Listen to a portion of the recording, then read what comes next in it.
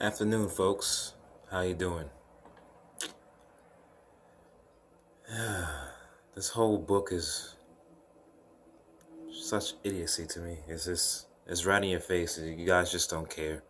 I know. I know. As a former nigger brew, I used to think to myself, was there any giants, any so-called Nephilim that helped, you know? And there's no good ones whatsoever. Everybody agreed to what's going on.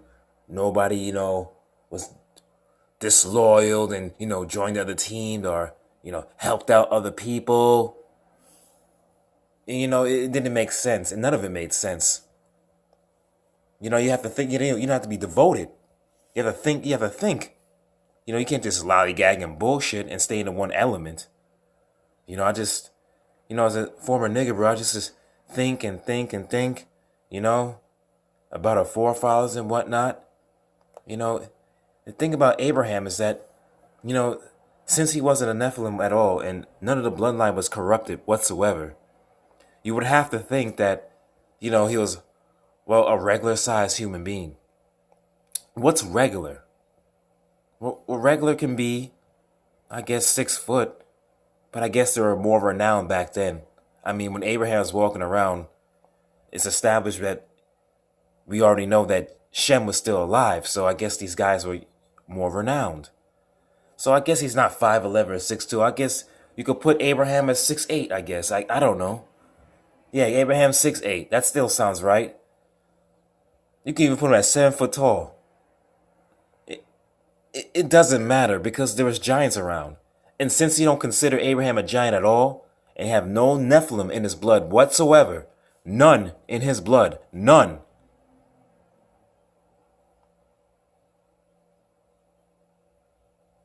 So I guess you have to say that the giants amongst him was as tall as buildings. Right? And Abraham was a regular human being. And when you read, when you go to Genesis 13, when Abraham tried to rescue Lot, when the kings took Lot and his family, and he rescued them, living in Sodom, he got rescued by Abraham. He had a few allies with him. And they also, this is Genesis 14, verse 13, chapter 14, verse 13. They also took Lot, Abraham's nephew, and his possessions and departed, for he was living in Sodom. Then a fugitive came and told Abraham the Hebrew, now he was living by the oaks of Mamre the Amorite, brother of Eshcol, the brother of Aner. These were allies of Abraham. He was going around with Amorites. And who do you know what the Amorites are again? Like, who are they exactly? If you go to Amos, they tell you who the Amorites are right there in Amos chapter 2, verse 9. On the garments take the pledges they stretch out, and besides the altar, in the house of God, they drink the wine of those who has been fined. Yet it was I, destroyer of the Amorite before them, though his height was like a height of a cedars, and he was strong as oaks. I even destroyed his fruit above and his root below. So they were as tall as cedars. And, cedars back then were 30-foot tall trees. So Abraham still, to be more renowned than us, we're going to give him 7 foot tall. And the rest of the people still 30 foot. So he's still Midget Mac, walking amongst giants. He could be 7 foot tall all he wants to, let alone 5'11". And he's still a giant. There's still giants amongst him. Excuse me. And I was digging out of my auntie's basement. I found a few books that she had, a few colorful ones to help my retarded ass, because I'm retarded and I don't know shit. I don't know anything. I'm a retarded ass nigga.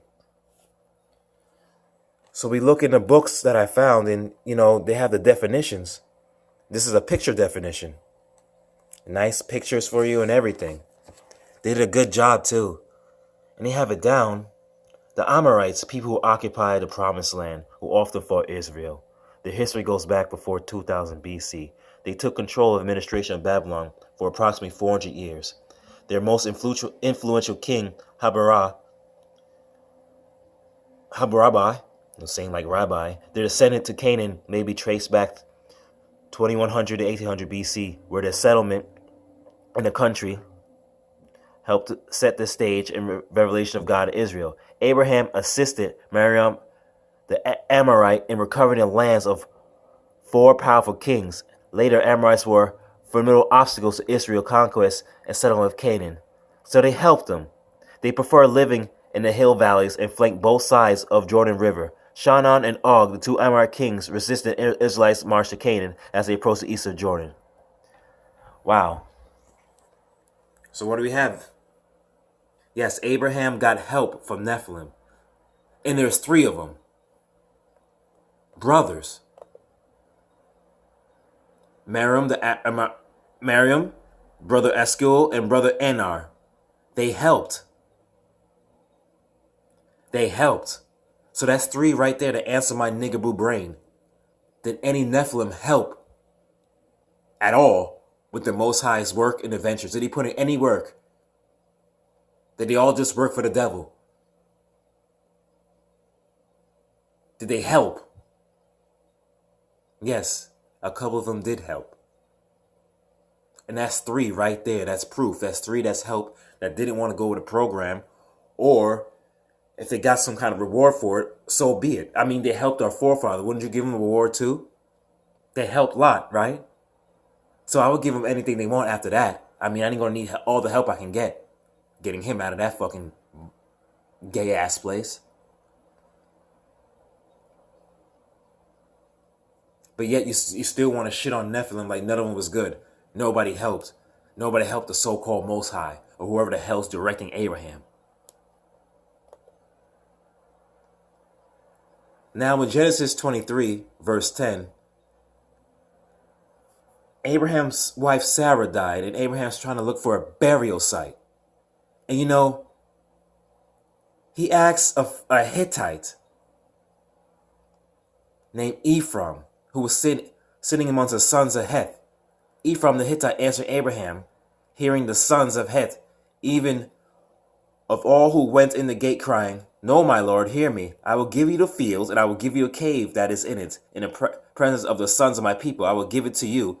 Bury your dead."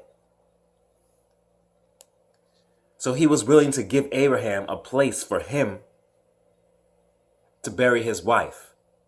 So that's the 4th, well, just to introduce you, Ephraim means fawn-like. That's what it means. It means fawn-like. And that will be in your Strong's Concordance. Ephraim, same as Epher, fawn-like. Ephraim, the name of the Canaanite or the 2 places in Palestine. So it's a place in a person. This is in your Strong's Exhausted Concordance. When you look up Ephraim, that means fawn-like.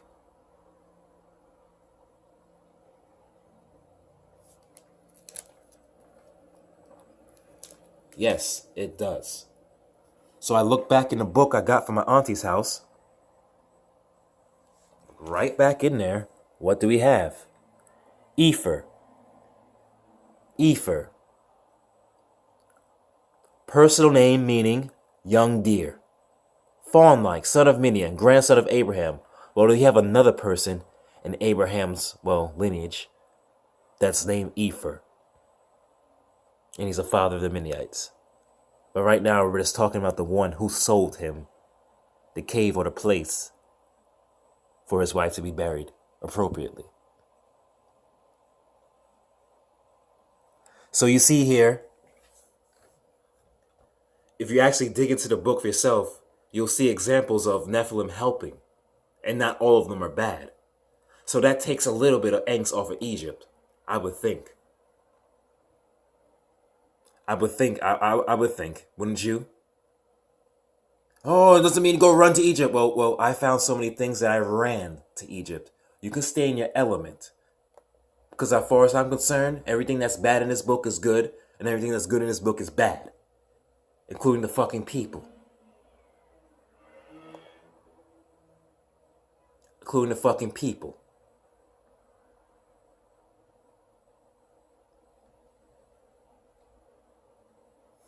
This isn't going to go far with many, but it goes far with me. It's even in the same stinking book. Nice dictionary. Well, it's not Strong's, but it gives you a clear. Yeah, it tells you E for person, name, and place of meaning. Dusty. Dusty ass nigga that helped out Abraham. It's a cave where he's buried.